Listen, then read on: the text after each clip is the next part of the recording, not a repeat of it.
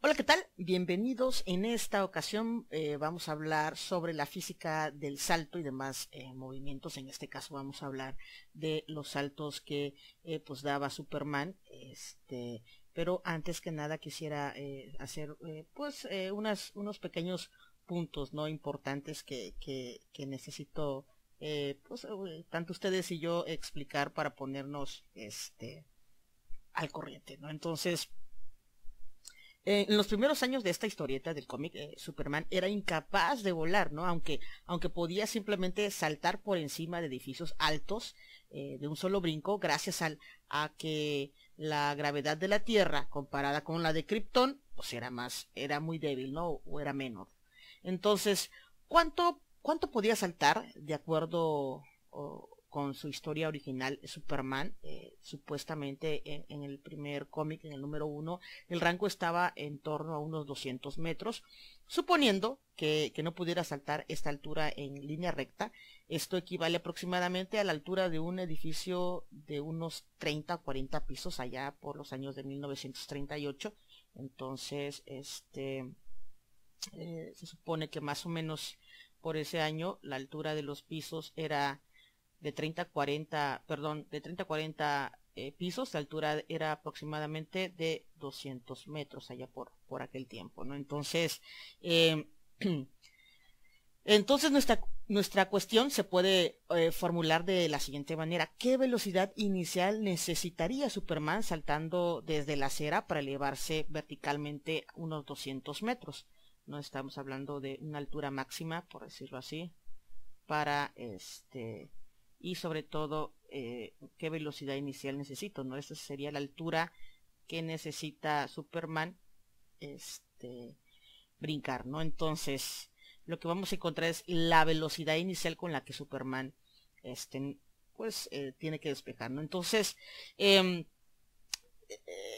tanto si describiéramos la trayectoria de este hombre de acero que salta, o de una pelota, por ejemplo, se tiene que empezar con las tres leyes del movimiento tal como fueron descritas por primera vez por el señor Isaac Newton allá a mediados de los siglos XVII más o menos. Entonces, estas leyes se expresan frecuentemente en la siguiente forma. Por ejemplo, la primera ley dice que un objeto permanece en reposo, o si se mueve lo hace siguiendo una línea recta, si no existen fuerzas externas actuando sobre él, ¿no? Bien. La segunda ley dice que si se aplica una fuerza externa, el movimiento del objeto cambia en cierta magnitud y dirección, y la proporción del cambio en movimiento, es decir, su aceleración multiplicada por la masa del objeto, es igual a la fuerza aplicada. Entonces tenemos la formulita de la segunda ley de Newton, que la fuerza va a ser igual a la multiplicación de la masa por la aceleración de la gravedad. Y la tercera ley de Newton nos dice que por cada fuerza aplicada a un objeto existe otra igual y opuesta ejercida por el mismo propio objeto. Entonces, las dos primeras leyes se pueden expresar sucintamente a través de esta formulita que vemos acá. Ustedes saben que la fuerza es igual a la masa por la aceleración. Ahí tenemos esta fórmula, ¿no? Por ejemplo, vamos a hacer un ejemplo, por ejemplo, que un coche de arranque del reposo, ¿no? Obviamente ustedes van a hacer que su velocidad inicial, si es del reposo, va a partir de cero, ¿no? Y acelere a unos 96 kilómetros, por ejemplo, sería que su velocidad final sería 96 kilómetros por hora. Entonces, ¿cuál sería su aceleración? Obviamente serían los mismos 96, porque la formulita tenemos que ese cambio de velocidad, tendríamos 96 menos 0, pues serían los mismos 96 kilómetros por hora, ¿no? Esa sería la aceleración, ¿no? Que tendríamos. Entonces, cuando la aceleración es 0, no hay cambio en el movimiento. En tal caso, un objeto en movimiento se mantendría siguiendo en línea recta, o bien, si está quieto, permanece en reposo, ¿no? Entonces tendríamos que la fuerza sería 0, ¿no? Eso es hablando de Isaac Newton. Y recuerden que también tenemos la formulita que la fuerza también es un peso, ¿no? la fuerza es igual al peso, que es la multiplicación de la masa por la gravedad. Ahí tenemos entonces la formulita, ¿no? Entonces, acuérdense que el peso es otra forma de llamar a la fuerza ejercida sobre un objeto por la gravedad, y la masa, por otra parte, es una medida de cuánta materia, ¿no? O átomos, para los especialistas por ahí, que contiene obviamente un objeto. Entonces, la masa de los átomos contenidos en un objeto es lo que proporciona también, o proporcionaría una inercia, que es un término elegante, ¿no? Que se le da para describir a su resistencia al cambio de cuando se aplica una fuerza. Incluso es en el espacio exterior se dice que la masa de un objeto es la misma que en la superficie de la Tierra, debido a que el número y el tipo de átomos que contiene pues no cambia.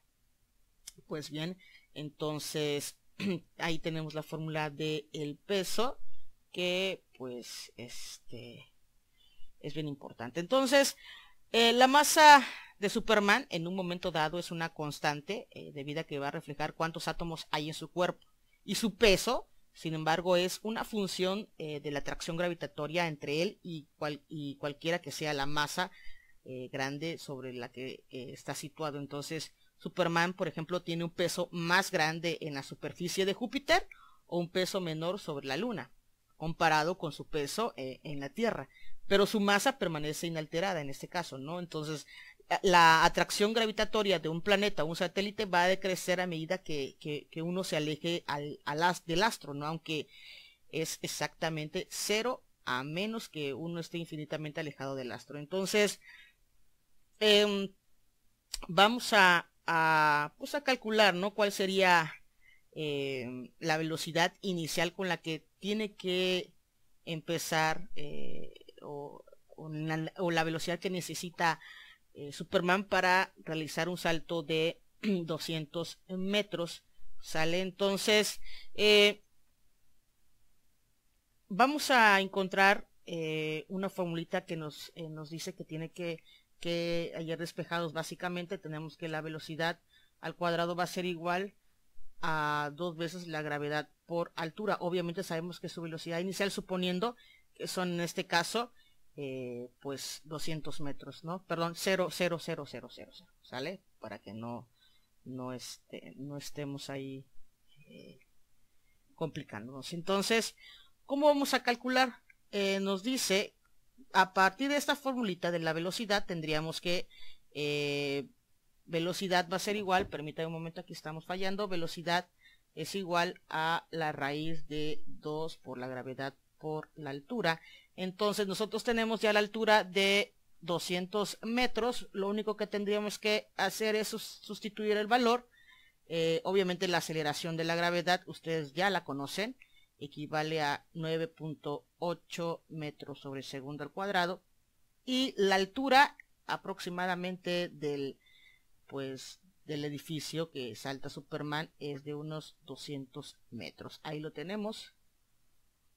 Ahí tendríamos la formulita entonces para ver más o menos, ¿no?, cuánto saltaría. Entonces, a la hora de hacer esta multiplicación, 2 por 9.8 por 200, la raíz, y la velocidad sería un cálculo de 62.6 metros sobre segundo. Esta sería la velocidad inicial, básicamente, que la velocidad inicial que tiene que partir pues Superman para poder lograr un salto de 200 metros, ¿sale? Eso es bien importante, y pues bueno, esa sería la velocidad que se necesita, ¿no? Entonces, pues para tratar cantidades que cambian de modo continuo, se debería emplear el cálculo, ¿no? Mientras que hasta ahora solamente se ha utilizado básicamente lo que es álgebra.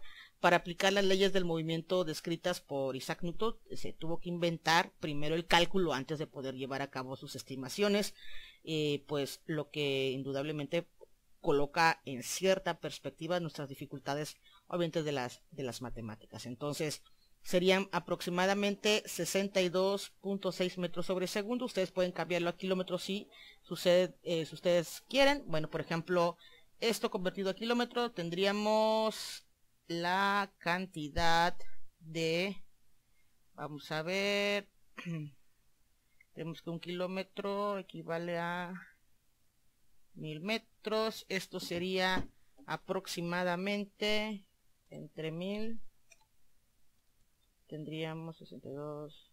Y vamos a cambiarlo, perdón, que nos hace falta 62.6 metros sobre segundos. Tenemos que hacer dos conversiones, ¿verdad?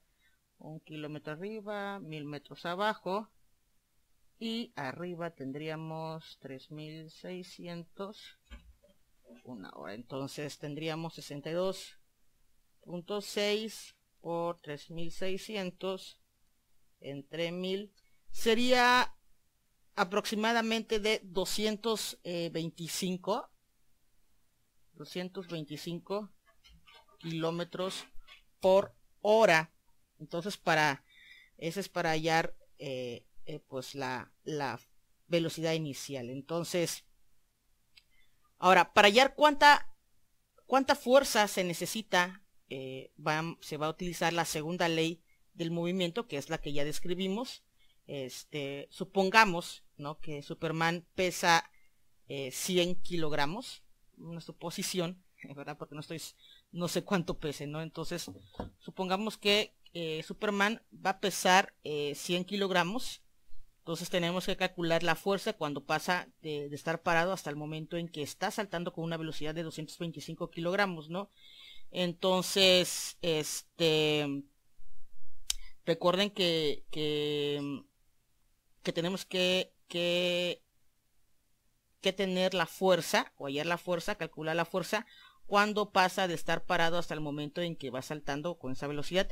Entonces la aceleración se describe en el cambio de la velocidad dividido en el tiempo, ¿sí? Si el tiempo que Superman emplea empujar sobre un suelo utilizando los músculos de su pierna es de 1/4 de segundo, por decirlo así, entonces su aceleración sería de más o menos 60 metros sobre segundo, ¿no? O sea, unos 240 metros sobre segundo más o menos. Entonces, tendríamos que multiplicar la fuerza. Sabemos la fuerza es igual a la masa por aceleración. Tendríamos la fuerza va a ser igual a los 100 kilogramos que pesa Superman multiplicados más o menos por la aceleración, que sería unos 240 metros sobre segundo aproximadamente. Y pues al hacer esta multiplicación, la fuerza que necesita Superman sería de unos serían 240 por 1000, aproximadamente de unos 24.000 kilogramos por metro, kilogramo por metro sobre segundos al cuadrado. Es aproximadamente pues eso, ¿no? Entonces, por ejemplo, es razonable que los músculos de Superman puedan proporcionar una fuerza de 24.000 kilopondios más o menos, o kilos, o 2.400 kilos. Entonces, la pregunta es, si la gravedad de Krypton es mayor que la de la Tierra y los músculos de sus piernas son capaces de soportar su peso sobre Krypton, pues calculamos que al efectuar su salto más grande, las piernas de Superman deben de ejercer una fuerza de 1636 kilogramos más o menos. Pero bueno, así que así podríamos nosotros calcular con qué fuerza necesita pues Superman para realizar este salto, y a qué velocidad inicial se necesitaría Superman, obviamente, para poder realizar este salto de los edificios de aproximadamente 200 metros.